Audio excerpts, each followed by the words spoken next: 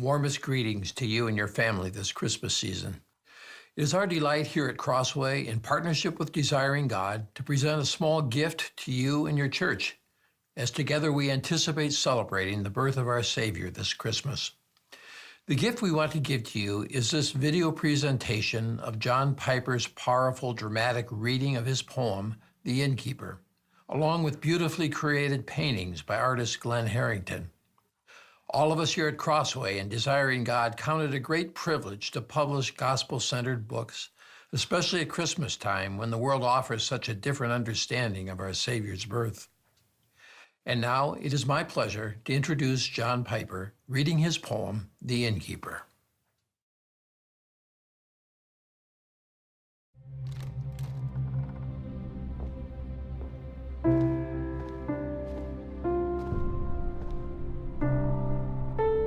So quickly do we pass over the Christmas words. Herod slew all the male children, 2 years old and under.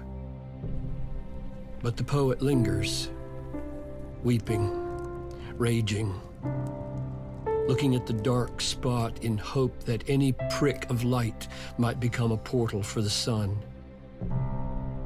And what he sees, he strains with words to show, pressing us against the perforation of the wall of pain. The innkeeper seeks to reveal the light that shines behind this brutal moment in history and our own path of suffering.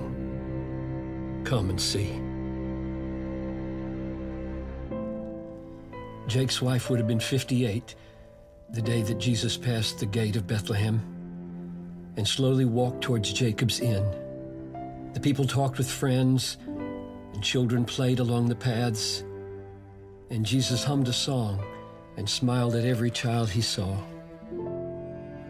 He paused with one small lass to draw a camel in the dirt, then said, "What's this?" The girl bent down her head to study what the Lord had made. She smiled, "A camel, sir," and laid her finger on the bulging back where merchants bind their leather pack. "It's got a hump." Indeed it does. And who do you believe it was who made this camel with his hump?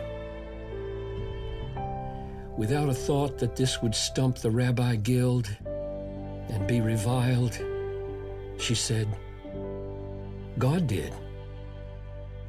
And Jesus smiled. "Good eyes, my child. And would that all Jerusalem within that wall of yonder stone would see the signs of peace." He left the lass with lines of simple wonder in her face and slowly went to find the place where he was born. Folks said the inn had never been a place for sin, for Jacob was a holy man, and he and Rachel had a plan to marry, have a child or two, and serve the folks who traveled through, especially the poor, who brought their meal and turtle doves and sought a place to stay near Zion's gate. They'd rise up early, stay up late to help the pilgrims go and come. And when the place was full, to some, especially the poorest, they would say, "We're sorry there's no room. But stay now if you like out back. There's lots of hay, and we have extra cots that you can use. There'll be no charge. The stable isn't very large, but Noah keeps it safe." He was a wedding gift to Jake because the shepherds knew he loved the dog.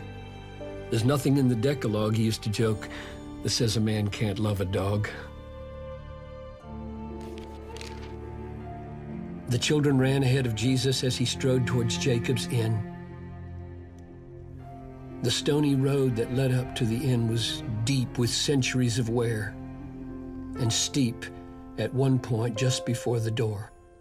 The Lord knocked once, then twice, before he heard an old man's voice, "Round back," it called, so Jesus took the track that led around the inn.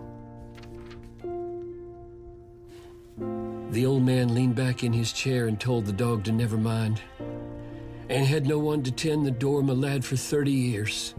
I'm sorry for the inconvenience to your sore feet. The road to Jerusalem is hard, ain't it? Don't mind old Shem. He's harmless, like his dad. Won't bite a Roman soldier in the night. Sit down. Jacob waved the stump of his right arm. We're in a slump right now. Got lots of time to think and talk. Come, sit, have a drink. From Jacob's well, he laughed. You own the inn? The Lord inquired. On loan, you'd better say. God owns the inn. At that, the Lord knew they were kin and ventured on. Do you recall the tax when Caesar said to all the world that each must be enrolled? Old Jacob winced. Are north winds cold? Are deserts dry? Do fishes swim and ravens fly? I do. A grim and awful year it was for me when God ordained that strange decree. How could I such a time forget? Why do you ask? I have a debt to pay, and I must see how much. Why do you say that it was such a grim and awful year? He raised the stump of his right arm. So dazed, young man, I didn't know I'd lost my arm. Do you know what it cost for me to house the Son of God? The old man took his cedar rod and swept it round the place, empty, for 30 years alone, you see? Old Jacob, poor old Jacob, runs it with one arm, a dog, no sons. But I had sons once. Joseph was my firstborn. He was small because his mother was so sick. When he turned 3, the Lord was good to me and Rachel, and our baby Ben was born, the very fortnight when the blessed family arrived. And Rachel's gracious heart contrived a way for them to stay there in that very stall. The man was thin and tired. You look a lot like him. But Jesus said, why was it grim? We got a reputation here that night. Nothing at all to fear in that, we thought. It was of God. But in 1 year, the slaughter squad from Herod came. And where do you suppose they started? Not a clue. We didn't have a clue what they had come to do. No time to pray, no time to run, no time to get poor Joseph off the street and let him say goodbye to Ben or me or Rachel. Only time to see a lifted spear smash through his spine and chest. He stumbled to the sign that welcomed strangers to the place and looked with panic at my face as if to ask what he had done. Young man, you ever lost a son? The tears streamed down the Savior's cheek. He shook his head, but couldn't speak. Before I found the breath to scream, I heard the words, a horrid dream. Kill every child who's 2 or less. Spare not for aught, nor make excess. Let this one be the oldest here. And if you count your own life dear, let none escape. I had no sword, no weapons in my house. But Lord, I had my hands, and I would save the son of my right hand. So brave. Rachel was so brave. Her hands were like 1,000 iron bands around the boy. She wouldn't let him go.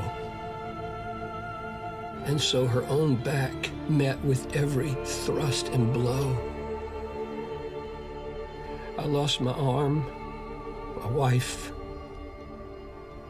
my sons. The cost of housing the Messiah here. Why would he simply disappear and never come to help? They sat in silence, and Jacob wondered at the stranger's tears. I am the boy. I am the boy that Herod wanted to destroy.